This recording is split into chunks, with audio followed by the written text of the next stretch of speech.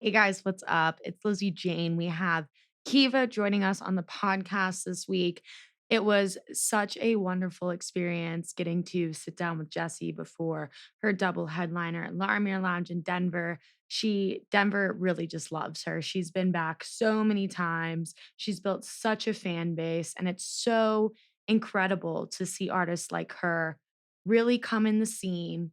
I first got introduced to her through Deep, Dark, and Dangerous, the Truth family. Loved her sound, loved her deep 140 style.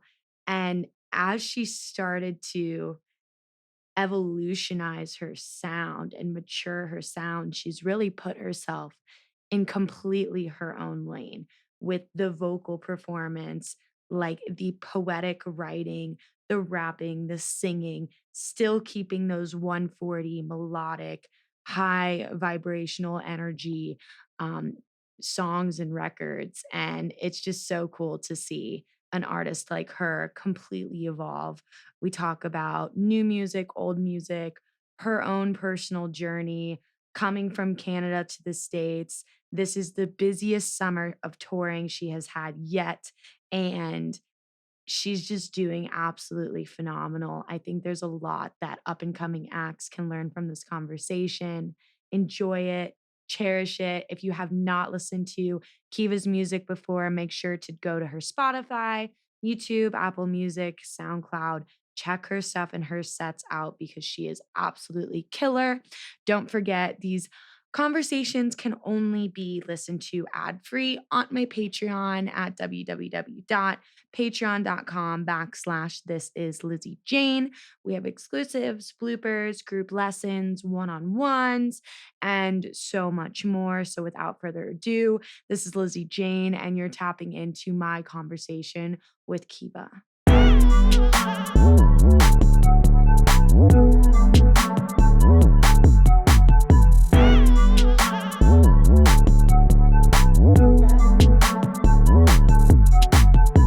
The show today was brought to you by Vitaplur e-Boost Gum. With no pill to take or powders to mix, Vitaplur e-Boost Gum is a first of its kind energy rave supplement that provides magnesium, electrolytes, and antioxidants while you chew. Vitaplur is the perfect complement to my active lifestyle, whether it's at the festival, on the road touring, or hitting the gym. Chew Vitaplur and dance with confidence. Use code Lizzy Jane for 10% off any order. I'm gonna just crank this bottle right now and chug it. Oh no, that's fine. That's fine. I mean, welcome. The Denver effect. The Denver effect, welcome to Colorado. Welcome to Colorado. Where you're climbing stairs and feeling like you're ready to die. Yeah. I remember the first time I went to Red Rocks. Kyle, my manager, was like, hey, let me show you the top. I'm like, let's go. Let's go to the top. Mm-hmm. I got to the top and I'm just like, I'm gonna have a heart attack. This is gonna be the end of me, and that's it. And for you, last time you were here at Red Rocks, you were with Bogey, right? Yeah. Oh, that's so exciting. I don't remember if I went all the way up the stairs that time. I remember the night that I played with Ganja, I went up 3 times. Yes. Because it was super beautiful and yeah, but I think I just kind of had already done it. So I was like, I'm gonna stick around here. It sounds good down here. Well, I was I just saw Flume there the other day, and when you're above the top speakers, the bass phases. So it goes in and out. When you're up more. Yeah, when you're way at the top. And my boyfriend was saying, oh my God, maybe it's supposed to sound like this because his mixes are all over the place and stuff. Yeah. I'm like, no, not supposed to sound like this, babe. This is phasing. This is phasing. But for all those listening, we have Jessie on today. We have Khiva. Thank you so much for joining me. Yeah, thanks for having me. I really appreciate it. You have a huge 2-night run at Larmier Lounge coming up. Yes, ma'am. Super, super exciting. Is this, I know you've played at Black Box before, did the 2 shows at Red Rocks. Is this one of your first headline shows here in Denver, or have you been here quite a few times before? I've had a few shows here for sure. Yeah, I feel like everything has been very unique and different. I played, I think, an after party, of one of the Ganja Red Rock show. But yeah, this is my first headline in a minute. And obviously it's the 2, so I'm super excited. I didn't really realize that because I feel like I've been in and out of Denver so many times over the last couple of years that Yeah. It's Yeah, cool. it is. It is. And Denver has such a cultured scene for Yeah. bass music. I would say like all the different types of subgenres, like especially more of the deep, dark, dangerous vibe, like the Totally. dub, experimental, all the way to tear out rhythm, underground, crazy Absolutely. stuff. And I think there's very few places in the United States that has that developed cultured scene for like these different For subgenres. sure. It's so cool. And you're doing Yeah. like a curated 2-night run at Larimere, both headlines, curated the undercard. So tell me about like these two shows. Are they going to be like more leaning live, the rapping, the singing, like one just DJ, one live set? Tell me about it. So yeah, like we got to, kind of handpick everyone in the lineup, which was really, really cool. Obviously in Denver, there are a lot of amazingly talented people and artists and stuff like that. So that's really cool. A lot of friends here as well, which is very nice, and people that I've kind of worked with over the years, whether it be, playing shows with them or in another way. So that is super cool. And yeah, for me, I feel like because we got to do that, like the lineup is very like, especially for each night, and I think it also helped me to plan out what I'm going to do with each set. It's very much in the realm of like, what I like and what the sound is that I've been trying to push and promote, I guess. But also everyone is of course bringing their own unique flavor and sound to the table and their own artistry. um I feel like I said, it kind of helped me to plan both sets. They will both be me. It's not like I'm, I mean, yes, if you're shocked by something, or if something is a little bit different than maybe normal, or I guess the thing is you play so many sets and maybe someone's seen one set out of 5 years of playing in Denver or something like that, and maybe it's nothing like that set was. Who knows? I don't remember. You know what I Mhm. mean? So it'll be very me, but I guess just like a more than ever kind of thing. Yeah. Um, when you do have the opportunity to kind of put a name on it like that, it's kind of easier to say, okay, let's really make sure that that comes through. And for me, that's really important, especially because of the nature of what I do with my sound, having a lot of live elements and rapping and singing and stuff like that. It's sometimes you're making a set based on you don't want to get too far out of each side of course, but you still want to stay true to yourself and showcase that. And I think over the years it's become very clear to me that a lot of my fans are on that tip too. They know what the hell is going on. Mhm. So it's like I don't feel like yeah, it's not like I'm coming in like super hot, like wow, like I'm Yeah. about to do something crazy, but like it'll be more than ever, I guess. And yeah, that's pretty I much mean, it. that's so exciting. And I mean, like, that's like simply the growth of you as an Mhm. artist. And I feel like every project in their, specific, unique own way should always aspire to grow. Yeah, And absolutely. and especially like you're speaking to the choir here, because I'm in this very odd lingo transitional point where I'm writing singer-songwriter electronic music, but Right. I'm being booked for these like bass heavy dubstep, sets. And it's like, Sure. how do you continue to push forward whilst being able to stay with that demographic that you've been established in that lane and still be able to do your own thing? Because I know Yeah. originally, you did before you established yourself with like Truce label and Truce kind of like, their whole culture with Deep, Dark, and Dangerous. You were primarily in the space of just being a DJ and like Mhm. having that underground vibe. But now I look at you almost more so as like a lyricist, poetic front woman Right. that has the music to accompany that. Totally. And everything takes its natural progression. You know what I mean? Like it's like you can't really yeah, you shouldn't feel like you have to put yourself in any kind of way. And at the end of the day, like, if someone's bringing you out somewhere, they should know at least. Do for you. Yeah, Like, exactly. hey, this is And my project. well, and what's amazing though too, and like I said, it's like that's the kind of sound that I've been trying to, push in my music from day one, regardless of what elements were prevalent at that time. Mhm. You know what I mean? It's like I feel like the undercurrent and the soul and the core of what you're doing is always there. So as long as you are staying true to yourself, and I always say that, and I truly believe that, it doesn't really matter. It doesn't. Maybe you are gonna feel like different challenges that other people might feel, but it doesn't fucking matter at the end of the day. You know what I mean? But yeah, for this one, I really do feel too like it's kind of a full circle thing because I only did start doing some live things at the end of 2019. And that was my Pre-COVID. yeah, exactly. So that was like my last headline here, and it feels like it's a whole nother lifetime since that time, and it really wasn't that long ago. But yeah, it feels like a lot has happened, a lot has changed, but the core remains the same. Yeah, absolutely. And I think that's so just admirable because I think a lot of people want to evolve their project to a certain, scope of like, hey, this is everything I envisioned myself being from day one. Myself was just not, I was not ready for it. The project wasn't ready Sure. for those elements, and now they are.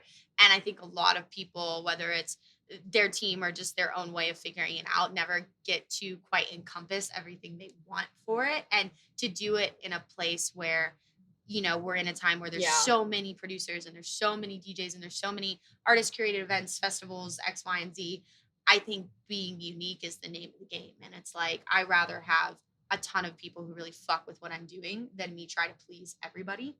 And I think that like your project right now is existing in this very unique own lane that like not a lot of people have gone down. And I think that's so cool. And I would love to know a bit about your journey to the point here where I know, you're from Vancouver, correct? Vancouver Island. Yeah, Vancouver Island. And before, you came over to the States, were you always a producer? Did you start writing lyrics? Were you in a band? Like, what's the background that came to be Khiva?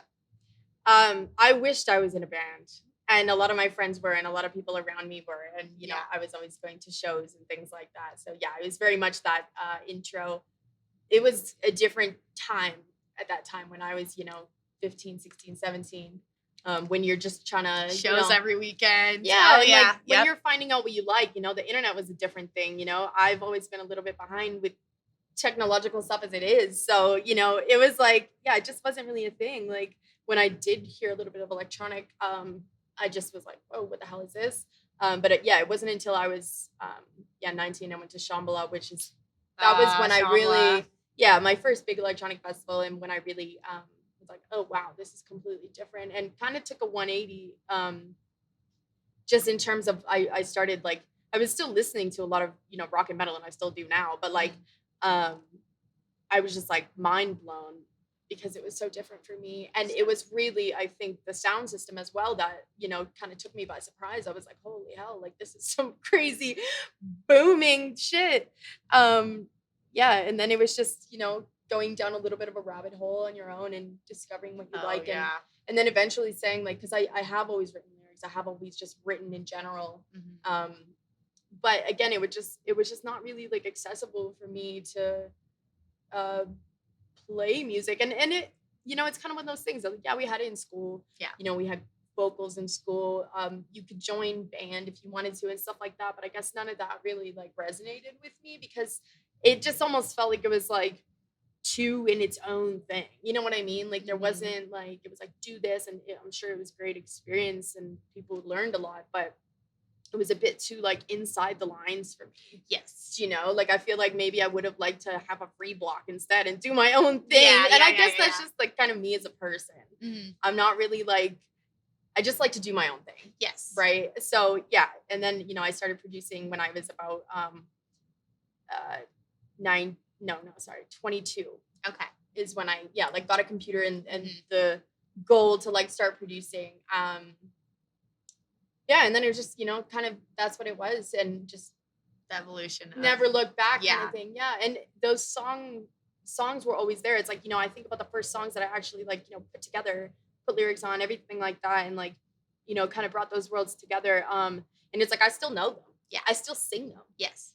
They sound like garbage or they're just gone, forever. But those, everything that you do in life, and everything that you do when you're, writing or creating any sort of art, it all goes to the same place. So it's all gonna go to the same place. And that's why you can't, dwell too much on this project or that project or one aspect. You have to kind of make sure that you're putting like all into everything. And that's why I feel like my life in general and the way that I, curate my own life is it's all one and the same. Yes. Your art and your life is all one and the same, and everything that you do to, remain in that space to make sure that everything is coming through as truthfully and as best as possible, So yeah, just a natural progression. Like you said, like, in the beginning I had my productions and I was kind of like, okay, what am I going to do with these? And that's when I started DJing. Subtle FM were one of the first crews that reached out to me. Love. They're like, do you want to do a monthly show? I was like, hell yeah, let's go. And that really, that was a big starter for me. And then, getting more and more involved with Deep, Dark, and Dangerous and everything like that. There have just been so many contributors and parts of the path that are, irreplaceable. And that's the thing. It's like there's no rules.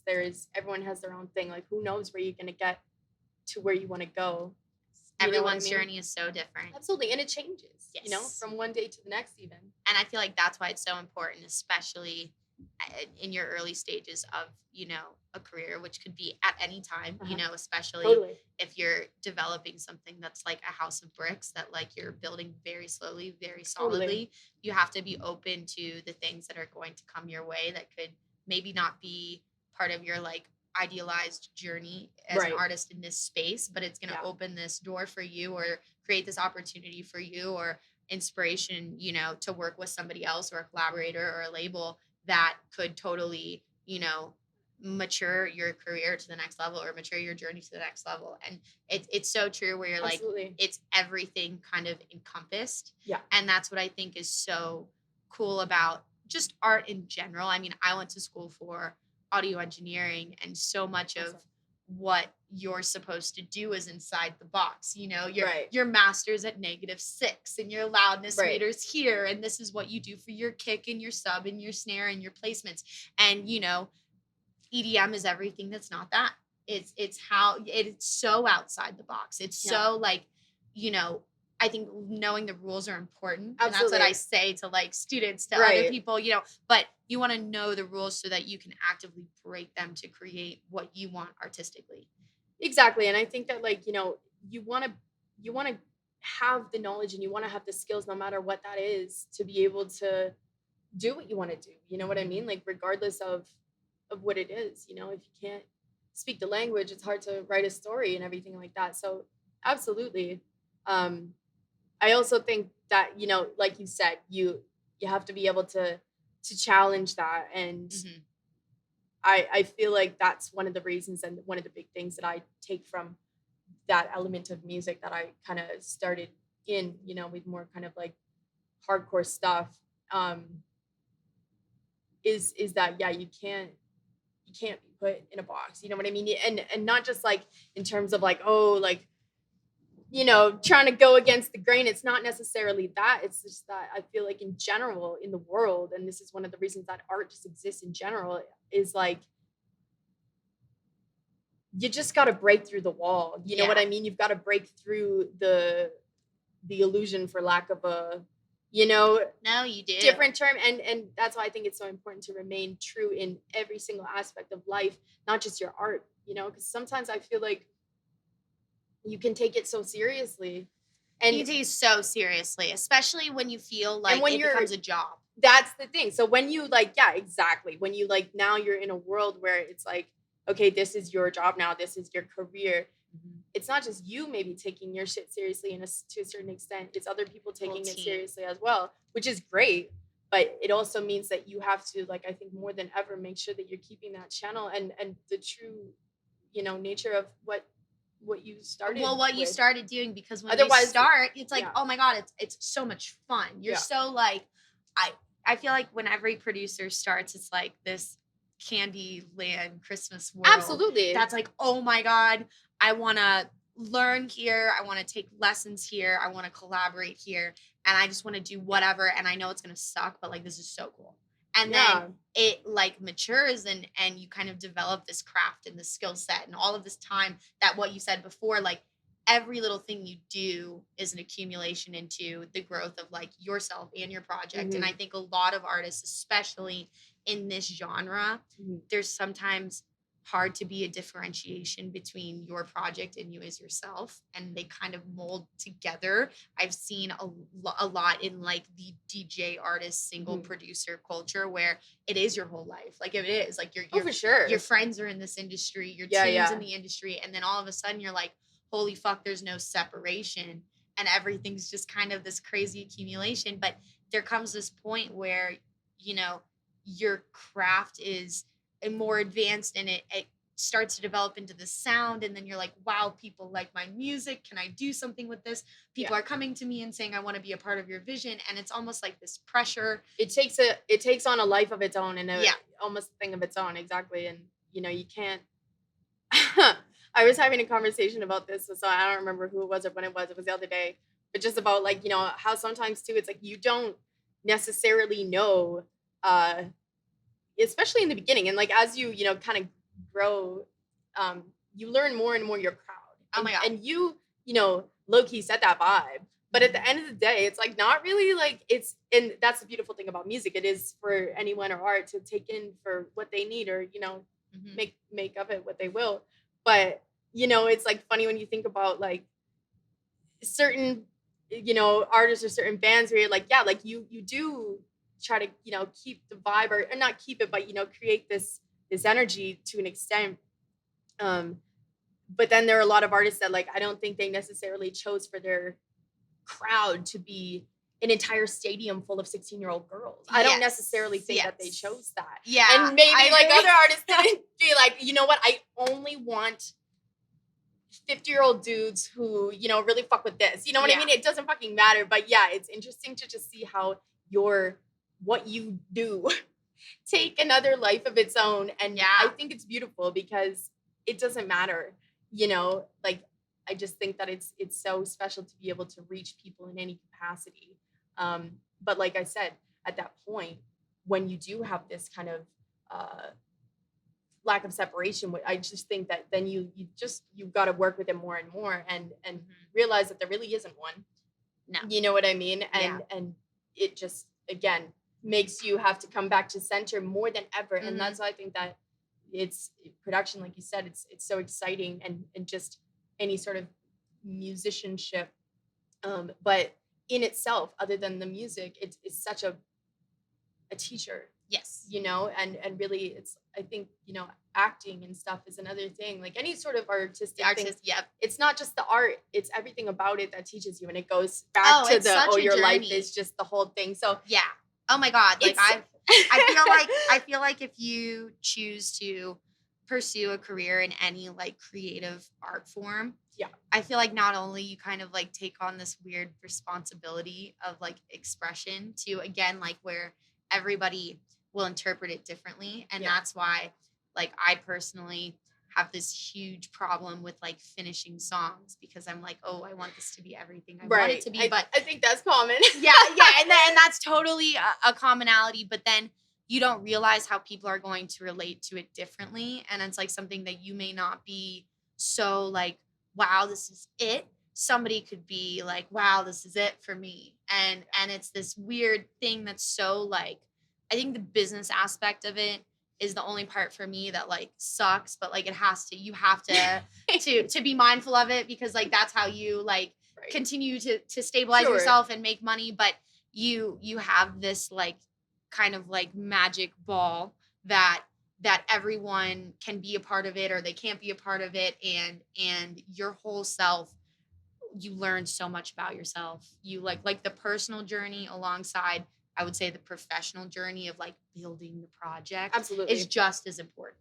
Exactly. And I liken this a lot to the same thing, and I've spoken about this before, but like before I was making music, you know, I was on and I still am, but I was beginning to teach yoga as well. And that was like, that was like, you know, I was like, I'm going to do this for my whole entire life. That was my goal. You know what I mean? And it just kind of got to a point. It wasn't my ideal situation at that time. But it's still a huge part of my life. And, you know, again, they go hand in hand. You can't really have one without the other, but I do liken them to the same thing where, you know, it's like what you're learning in your practice, you know, how do you take it into the world and take it into your life. And the same with music. It's like, you can sit there in your studio, you can be in your creative space, but how are you applying that to the rest of everything else, and how are you alchemizing it or whatever to create a whole ball? You know what I mean? Like, just yoga has helped me more in the studio than I would say almost anything else. If I'm really stressed, like literally, like I never knew that about you, and like I could open up this whole fucking conversation. However, let's know. I will sit here. I have to go. I have to go. But or maybe that'll be the set tonight. You should.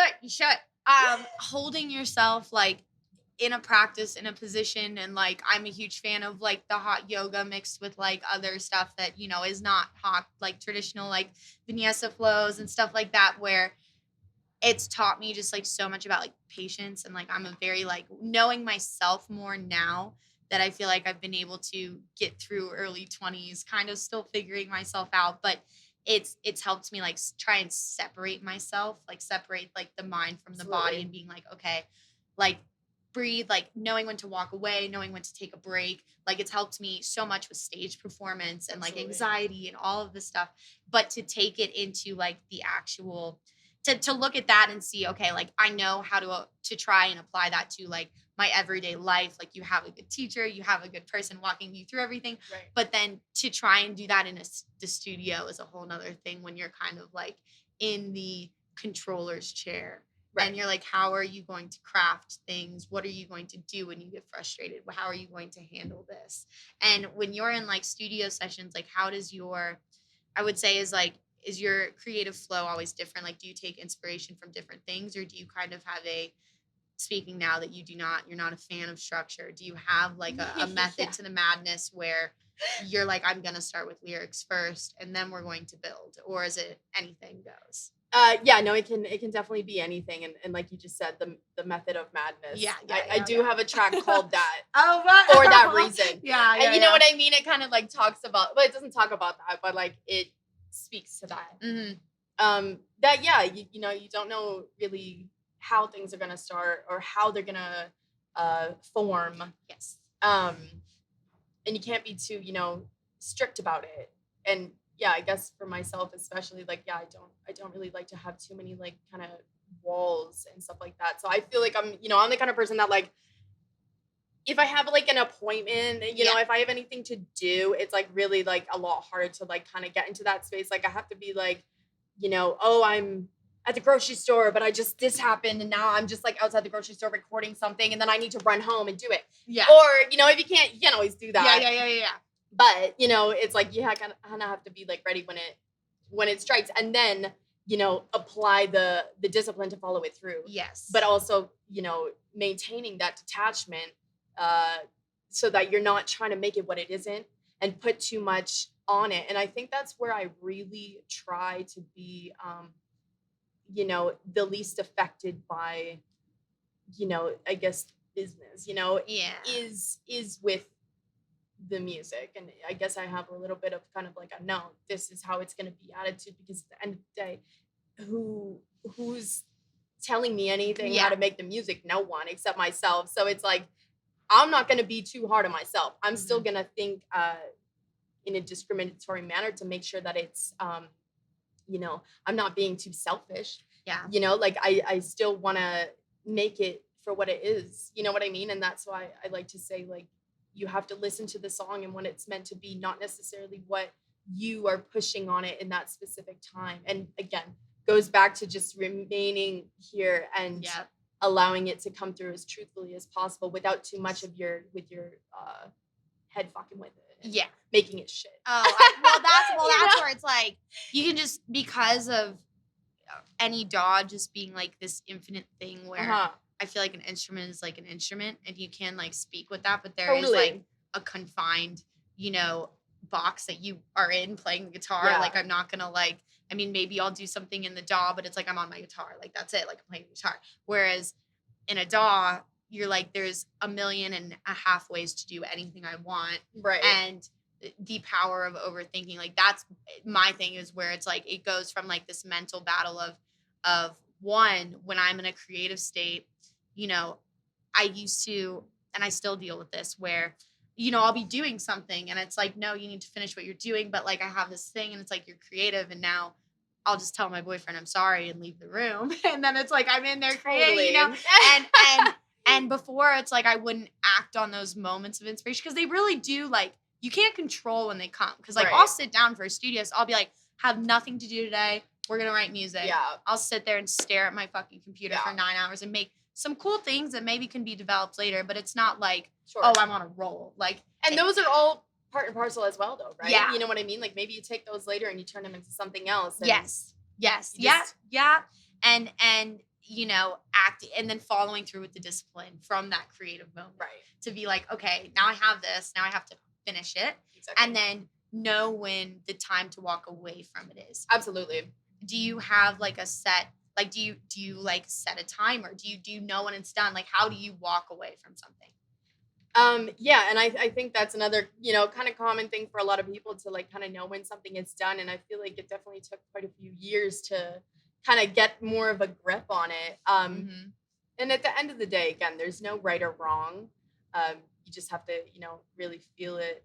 But I think for me, you know, when you do have those periods of songwriting or, you know, busting something out, I think I really like to get down as much as possible. Yeah. As much as possible. Like, frig, if it's the whole track, great. Great. You know what I mean? If it's 80%, great. And just really try to, you know, get out as much as you can in that. Because you're in that state. Totally. In that session. But then I also think it's important to like take a step back from it. Don't be like, okay, this is done. And, you know, maybe that, like, I have tunes where it's like, I'm still, you know, coming back to them 6 months later, a year later, listening, like being like, okay, you know, like, is it done or is it not done? Sometimes when you have that space, it's good. Sometimes when you have that space, it's not, because then you're like, oh, it's done. Yeah, that's how I've heard it a million times. Or you get sick of it and then you're like, I don't even want to listen to this shit anymore. Sure. I mean, that's definitely like a good sign as well. Yeah. And then on the other hand, where you do want to listen to it, that's a huge sign. Yeah. You know, where you're just like, yes, I like listening to my own thing. That's great. But yeah, I don't think there's any right or wrong. I do like getting out as much as possible and then giving it space. So I think having the space, because, you know, at the end of the day too, it's like not only having the space in your mind, but your ears, your perspective day to day. You know, you're already going to do that when you're mixing. Yeah. Yeah. So it's just mixing's a whole nother elephant in the corner of the room. Well, yeah, and I feel like for me though too, like I consider the mix part of the song. Yes. And part of the songwriting. So that's another because that's the dynamic exactly to the song. I mean, absolutely, how you choose to place your vocals versus how someone else would mix my songs totally different than I would, and it wouldn't be the same song. No, in my opinion. So yeah, it's a huge thing as well. So if you're in that state where everything is coming out that way, you're hearing it in a certain way as well, and you know you want to keep that maybe for a sec, and then if you come back and you hear it in a different way, and you're going to change things, or maybe I want to do this way, okay, but. Yeah, I think I mean, a lot of my like kind of biggest best songs like were written in a very short amount of time. So shorter than any of the ones that I slaved away on. You know what I mean? And that, again, that's common. I know. But you know, take something like then you'll have something like Swamp Monster. I was just about to bring up Swamp Monster. Yeah, like ones like that where it's got more like maybe of an involved vocal.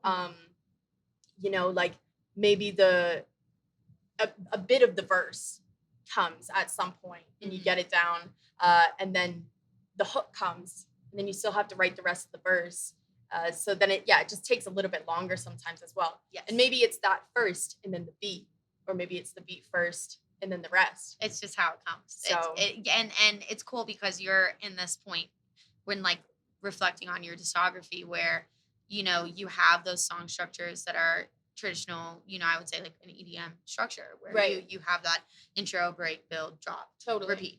And now with like the implementation of your vocals, it's moved into this more like hybrid, you know, traditional singer-songwriter meets EDM structure. And you get something like Swamp Monster where like you have a hook, you have a pre-chorus, you have all of that stuff that's like creating that like memorability, I would say. Yeah, exactly. And I really like that song for that. And I guess some of them have hooks as well too. Yes. But that one's fun. But yeah, you never know how anything is like gonna kind of come out. You know what I mean? And you just kind of have to be ready for it. And like we were talking about before, like, keep learning and keep Always honing learning. your skill sets in every aspect so that when it hits, you're able to, dive in kind of Mhm. thing. And that's why I think like always just like staying up to date with just learning in general and always writing even if you don't have a purpose for it. Like I have so Absolutely. many pages of lyrics that I'm like or like a voice recording that I can't even understand, but it's all like, okay, maybe you will revisit this one day and Absolutely. you will be a huge fan of it and then you put the beat underneath it and that's it. Exactly. And when you kind of started making that transition from I would say more like traditionally DJing into being a live performer, was that more of a hurdle for you or did you just feel like that was a natural progression? You're like, I'm ready, like let's go. It was natural in the sense that I was like, yes, this is what we're like working toward, but Mhm. it's definitely it is a hurdle in itself. Do you know what I mean? Just like Yeah. in the nature of like, Oh yeah. being, at the helm, and mixing things and the way that you would mix them as a Mhm. DJ. Um, These live edits now and you have to make yeah, it's like super yeah. interesting. And like, again, like there's no rules to it or anything like that. You can kind of do what you want, which is great. Yes. But yeah, like, developing the flow through a set, if you do have these periods where you're doing something else, I think, that for me has been a huge thing and just very, very interesting to navigate over the last little bit. And I'm sure it Mhm. will continue to develop. But, as a DJ, like I have like, my style of mixing is very much it's kind of old school and it's like very like in the flow, you know Yeah. what I mean? So it's It's not like like 140 traditional. Like I know some yeah, of your like inspirations are like Mala yeah. and So Koki and all of them. exactly. Like it comes from that. Mhm. That's the way that I learned to mix. That's the way that I have learned to put on It's a a DJ continual set. journey from start to Exactly. finish. Exactly. So it's like you're, winging things 99% of the time. You know what I mean? Like you're Mhm. just like you have to be kind of in the zone. And then when it's almost like you're like taking yourself out of it for a second Yep. with the other bits. But then, maybe in the beginning it felt like that, whereas now is not so much, where it's not necessarily taking yourself out, but just, kind of being a little bit less I guess static as maybe the other songs might Yeah. come in. I don't know, it's hard to describe, but Well, yeah, now it's you have more dynamics in mhm. like your set, like just like Well, you and would different in a song. BPMs as well, which is like a totally different thing. Totally different thing. Yeah. Yep. Yep. I feel like me coming from like traditional bass music, I mean Mhm. like I've my whole discography for the most part is like 145 to 155. And Right. it's like now I'm writing things in like 110 and 126 Right. and seeing like going off a metronome and then saying, okay, this is gonna be the tone, this is gonna be the key.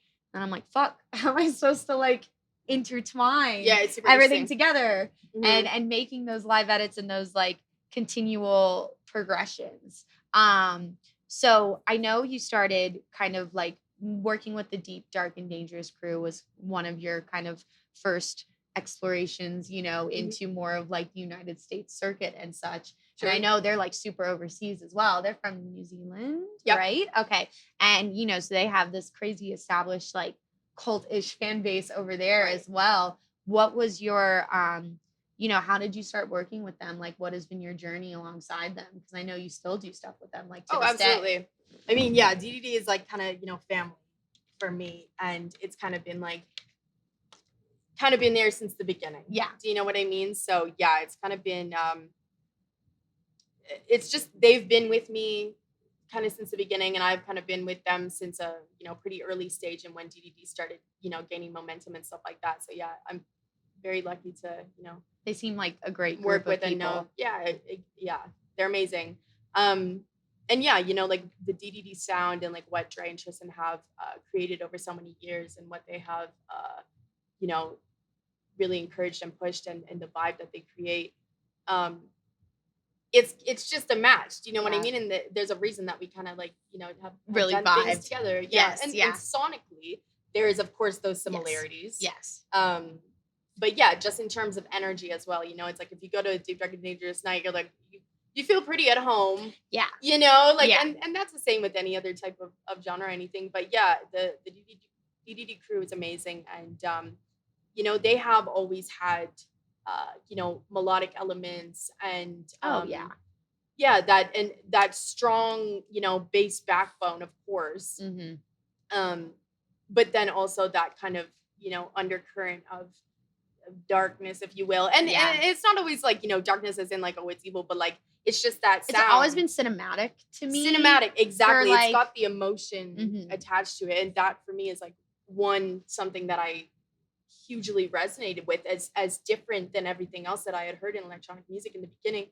And then also too, what I kind of naturally put out as well. Yes. So it's just kind of one of those like Yeah. hand in hand things. Absolutely. And I feel like especially like not only do they debatably somewhat have more of like a musicality to them than I would say like your traditional like excision dubstep, you know what I'm saying? But Right. but it has this continuous flow of like movement where I feel like a crowd is more, it's still kind of like Well, it you tells can a story. yes, you can shut your Yeah. eyes and listen and stuff, but also, you're like moving, like you're actually moving. It's not like Right. this aggressive like moshing or whatever. It's like a very like grounded state of like continuous melody.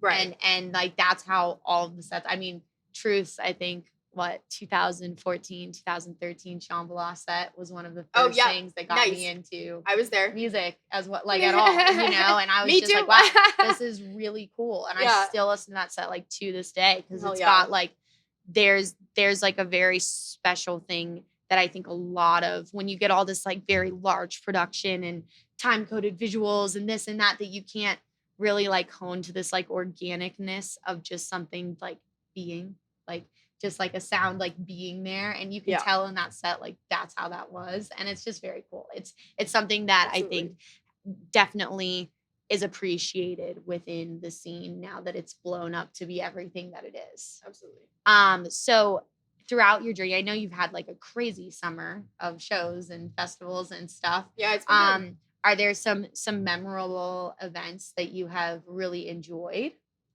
Yeah, I mean, like, yeah, we've had some really good festivals this year. Electric Forest was a big one for me because it was just just really cool. It was a cool festival. Obviously people hype it up, and it did live up to the hype. Yeah.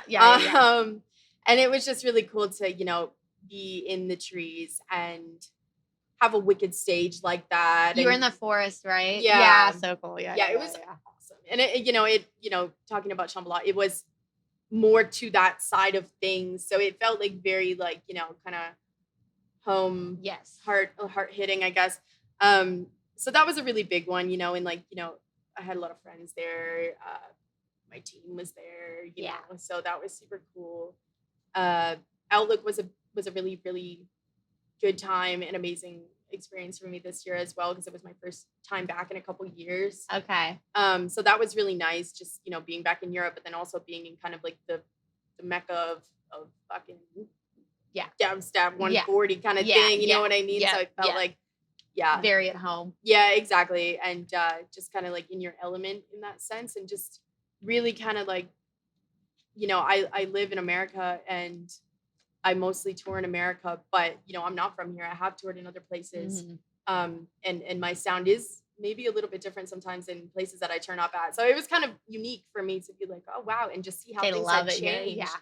Yeah, like since I had, not been there. So that was really so cool. And just to be surrounded by, friends and who I would consider family, so that was very special. But honestly, everything has been so wicked this summer, and it's been, paced out pretty well. Like that's good. Very, very enjoyable. You don't feel like you're like dying, which is great. Yeah, no, for sure. Not as much as usual, I guess. Yeah.